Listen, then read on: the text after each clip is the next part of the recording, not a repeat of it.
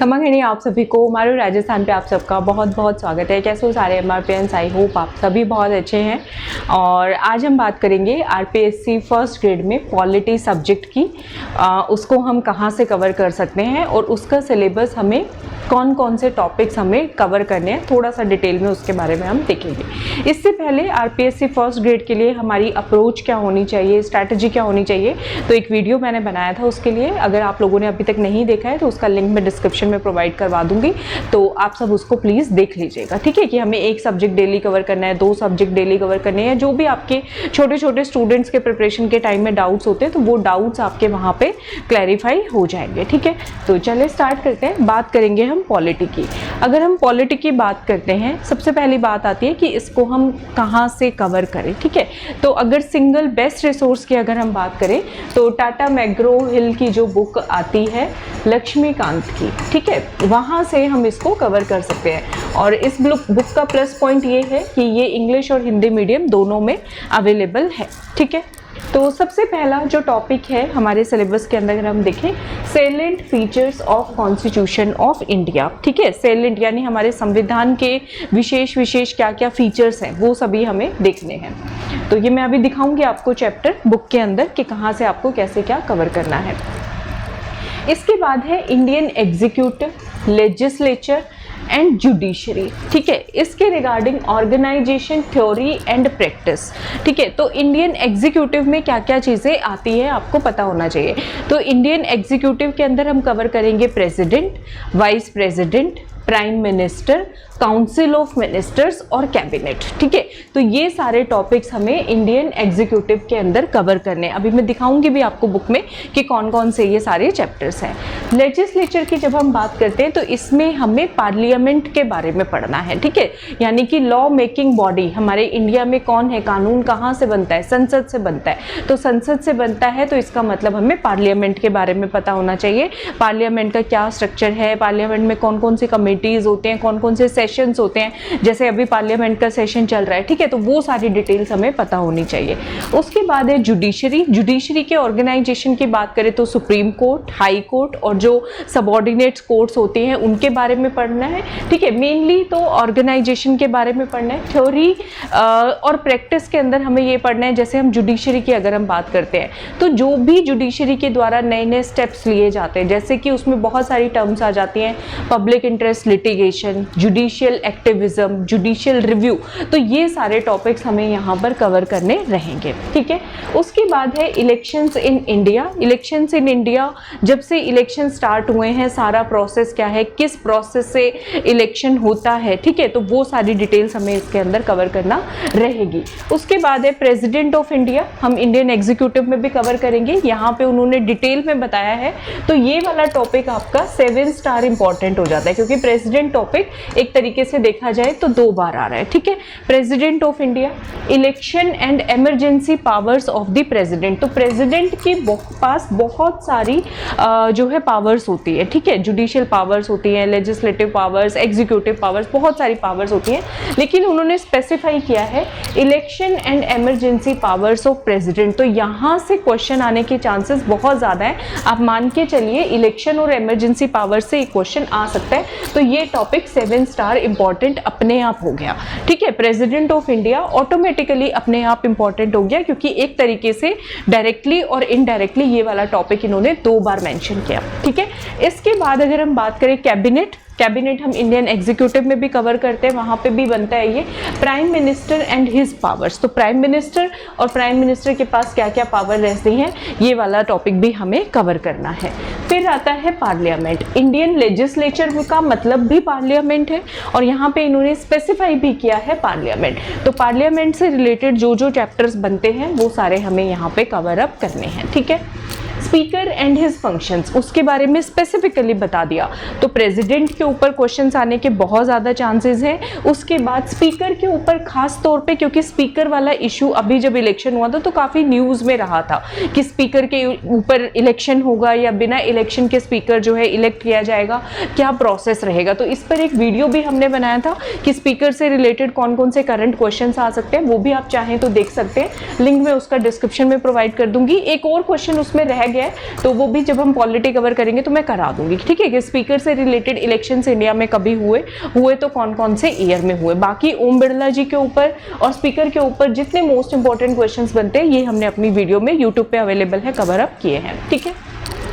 अब जुडिशरी उन्होंने ऊपर भी दिया, सुप्रीम कोर्ट यहाँ पे दे दिया, ऑर्गेनाइजेशन एंड पावर्स, ठीक है। तो अगर हम जुडिशरी में से आप सुप्रीम कोर्ट, हाई कोर्ट और सबऑर्डिनेट कोर्ट्स में से मोस्ट इंपॉर्टेंट टॉपिक पूछेंगे तो ऑटोमेटिकली जो टॉपिक 2 बार आ रहा है वो सुपर डुपर इंपॉर्टेंट हो गया, राइट। तो सुप्रीम कोर्ट वाला टॉपिक भी मैं कहूँगी प्रेसिडेंट की तरह, प्राइम मिनिस्टर की तरह, स्पीकर की तरह 7 स्टार इंपॉर्टेंट क्वेश्चन है, ठीक है। ये वाला सिलेबस दिया हुआ है। Commissions and boards at national level, आपको ध्यान रखना है इंडिया में कमीशंस जो भी बने हुए हैं, चाहे संवैधानिक हो, गैर संवैधानिक, कॉन्स्टिट्यूशनल हो या फिर नॉन कॉन्स्टिट्यूशनल हो, वो पूछे गए हैं। लेकिन यहाँ पे जो बात हमें ध्यान रखनी है वो बात ये है कि इन्होंने सिर्फ नेशनल लेवल के पूछे हैं, तो स्टेट लेवल के कमीशंस आपको करने की जरूरत नहीं है, क्योंकि डायरेक्टली साफ साफ क्लियर कर दिया गया है commissions and boards at national level, ठीक है। तो यूनियन पब्लिक सर्विस कमीशन, ठीक है, सेंट्रल विजिलेंस कमीशन, तो ये सारे जो चीजें हैं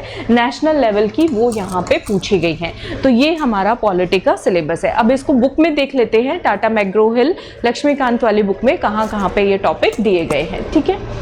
चले, तो ये देखिए पहला टॉपिक यहाँ पे दिया गया है सैलेंट फीचर्स ऑफ कॉन्स्टिट्यूशन, संविधान के विशेष फीचर्स कौन कौन से हैं। तो इंट्रोडक्शन करना है, सैलेंट फीचर्स ऑफ कॉन्स्टिट्यूशन करना है, क्रिटिसिज्म के अंदर जो आपको बोल्ड पॉइंट्स दिए हो ना, किसी व्यक्ति ने क्रिटिसाइज किया हो हमारे कॉन्स्टिट्यूशन को, क्या कह के क्रिटिसाइज किया है, इस तरह के क्वेश्चंस वो पूछ सकते हैं। बाकी ज़्यादा चांसेस हैं, जो पहला टॉपिक यहाँ पे दिया गया है सैलेंट फीचर्स ऑफ कॉन्स्टिट्यूशन, यहाँ से क्वेश्चन आने के चांसेस ज़्यादा है। तो क्रिटिसिज्म में आपको थोड़ा थोड़ा देखना है कि किस व्यक्ति ने हमारे कॉन्स्टिट्यूशन को क्या संज्ञा दी है, ठीक है, ये हमें देखना रहेगा।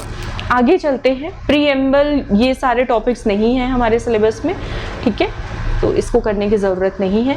हाँ, सैलेंट फीचर्स में एक मैं ये थोड़ा सा कहूँगी, बेसिक स्ट्रक्चर ऑफ कॉन्स्टिट्यूशन जो है वो कैसे आया, एलिमेंट्स ऑफ बेसिक स्ट्रक्चर क्या होते हैं, क्योंकि ये भी एक तरह से कॉन्स्टिट्यूशन के सैलेंट फीचर्स का इनडायरेक्टली पार्ट है, तो थोड़ा सा यहाँ से देखना है, ज़्यादा नहीं। अगर ये टॉपिक ना ही कवर कर पाओ तो भी मेरे ख्याल से चल जाएगा, लेकिन जो पहले मैंने बताया सैलेंट फीचर्स ऑफ कॉन्स्टिट्यूशन वो तो करना ही है और वहाँ से क्वेश्चन आएगा भी, ठीक है, क्योंकि वो इंपॉर्टेंट इतना है। चले आगे चलते हैं। अब आ जाते हैं पार्लियामेंट्री सिस्टम, पार्लियामेंट दिया है सिलेबस में, तो पार्लियामेंट्री सिस्टम में आपको क्या यहाँ पे जस्ट छोटा, बहुत ज़्यादा लेवल पे नहीं, फीचर्स ऑफ पार्लियामेंट्री गवर्नमेंट, जो बोल्ड में पॉइंट्स दिए हो मोटे मोटे, सिर्फ वो देखने हैं। अदरवाइज जो हमारे सिलेबस में दिया है पार्लियामेंट का ऑर्गेनाइजेशन, ठीक है, उसके बारे में ज़्यादा डिटेल पूछा गया है, तो वो आगे टॉपिक इन्होंने अलग से चैप्टर में कवर किया है, उसको ये देखिए। अब एग्जीक्यूटिव की हम बात कर रहे थे, चलो पहले पार्लियामेंट ही देख लेते हैं, बाद में ये सारे टॉपिक्स देखेंगे क्योंकि पार्लियामेंट की ही बात चल रही है। ये देखिए पार्लियामेंट में ये पॉलिटी में 22वां चैप्टर है, अदरवाइज चैप्टर्स के नाम चेंज होते रहते हैं, बुक्स का लेटेस्ट एडिशन आता है, तो आप चैप्टर पे फोकस कीजिएगा। ऑर्गेनाइजेशन ऑफ पार्लियामेंट ये इंपॉर्टेंट है, composition of 2 houses, system of elections, duration of 2 houses, membership, presiding officer, presiding officers में हमारे ये स्पीकर भी आ जाएंगे, ठीक है, लीडर्स, ये सारा का सारा चैप्टर पूरा करना है, सुपर डुपर इंपॉर्टेंट है, ठीक है। पार्लियामेंट्री कमेटीज, ये भी हमें देखना है कौन कौन सी कमेटीज होती हैं। तो सबसे ज्यादा इंपॉर्टेंट अगर मैं कहूँ पार्लियामेंट में आपको कोई सा चैप्टर करना है, अगर आप सारा नहीं भी कर पा रहे तो ये 22nd चैप्टर तो पूरा ही करना है, ये पूरा का पूरा चैप्टर सुपर डुपर इंपॉर्टेंट है, ठीक है। कमेटीज अगर ज्यादा नहीं कवर कर पा रहे हो या कोई दिक्कत हो रही है, पार्लियामेंट्री फॉरम्स, पार्लियामेंट्री ग्रुप, ये बिल्कुल आपको ओवरव्यू एक पता होना चाहिए कि क्या है। लेकिन अगर इसमें से भी आप सेलेक्टिव कहो कि मैम पार्लियामेंट में से भी सेलेक्टिव क्या पढ़ना है, तो सेलेक्टिव में तो बच्चों ये 22वां चैप्टर जो है ना, ये पूरा का पूरा पढ़ना है। 19% चांसेस हैं क्वेश्चन यहीं से ही आएंगे पार्लियामेंट के, ठीक है, क्योंकि उन्होंने लिखा है ऑर्गेनाइजेशन, तो ऑर्गेनाइजेशन में ज्यादा क्वेश्चन यहीं से बनते हैं फिर, ठीक है, ये चीज हो गया।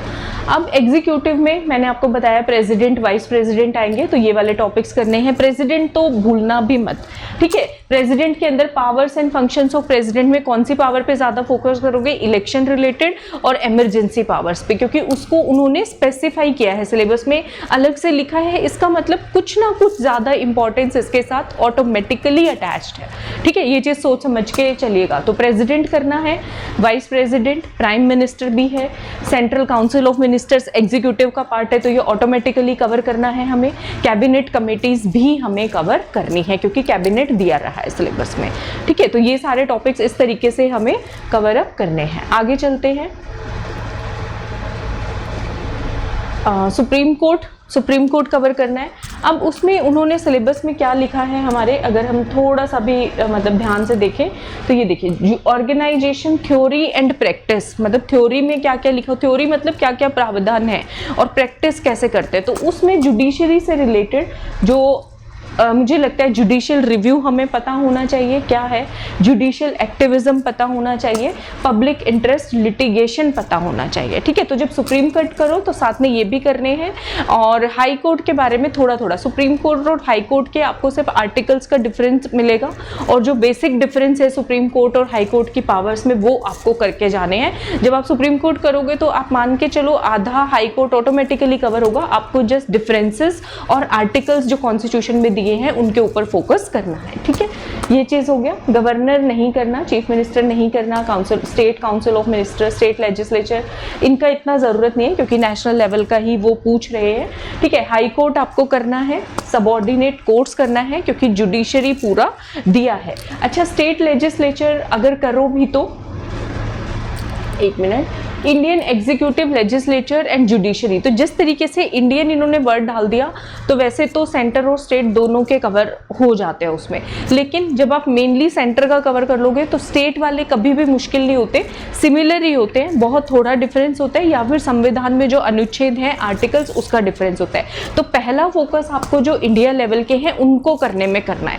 फिर स्टेट लेजिस्लेचर अगर आप देखोगे तो वो रिपीटिशन होगा मोस्टली, और थोड़े थोड़े डिफरेंसेस आएंगे तो वो करना फिर आसान रहेगा, ठीक है।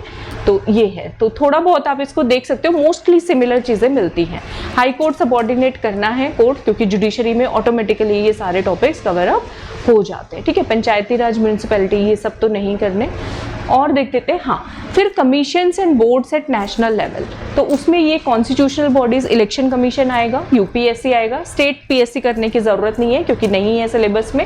Finance commissioner, national commission for scheduled caste, ये करना है, national commission for scheduled tribes, ये करना है, special officer for linguistic minorities, ये भी कर लीजिएगा, सीएजी, ठीक है।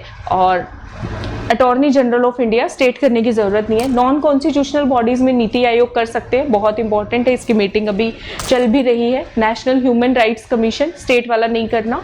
Central information commission, central vigilance commission, central bureau of investigation, CBI, ठीक है, लोकपाल एंड लोकायुक्त, ये सारे जो कमीशन एंड बोर्ड्स हैं हमें मेनली कवर अप करने हैं।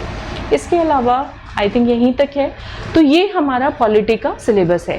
अगर आप चाहते हैं इसी तरीके से मैं 1 बाय 1 सारे सब्जेक्ट्स आपको बताऊं कि कहाँ से आपको कवर करने चाहिए, तो कमेंट्स में ज़रूर बताइएगा क्या ये तरीका आपको ठीक लगा, क्योंकि एक स्टूडेंट जो है हमारे उनकी ये रिक्वेस्ट थी कि मैं उनको बताऊं कि हमें कौन कौन से टॉपिक्स करने हैं, तो मुझे ये लगा कि ये ज़रूरत सबको होगी कहीं ना कहीं, इसीलिए स्पेशली हमने ये वीडियो बनाया है। और अगर आप आरपीएससी फर्स्ट ग्रेड की तैयारी कर रहे हैं, स्पेशली अगर इंग्लिश मीडियम में कर रहे हैं, तो हमारा कोर्स ऑलरेडी स्टार्ट हो चुका है आरपीएससी फर्स्ट ग्रेड का, एक्सेल आरपीएससी फर्स्ट ग्रेड। तो अगर आप चाहें तो इस कोर्स को ज्वाइन कर सकते हैं, बहुत ज़्यादा यूज़फुल रहेगा।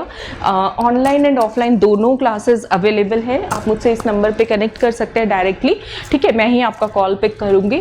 तो ऑनलाइन और ऑफलाइन दोनों बैचेस अवेलेबल हैं, डिस्काउंट ऑफर्स भी चल रहे हैं अभी, तो आप इसको ज्वाइन कीजिए, ठीक है, आपकी डेफिनेटली पढ़ाई में बहुत ज़्यादा हेल्प होगी।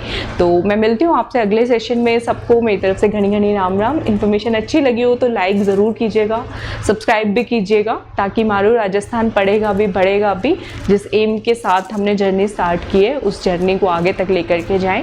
और कमेंट सेक्शन में ज़रूर बताइएगा कैसा लगा सेशन, ठीक है। मिलती हूँ मैं नेक्स्ट वीडियो में। सबको मेरी तरफ से घनी घनी राम राम।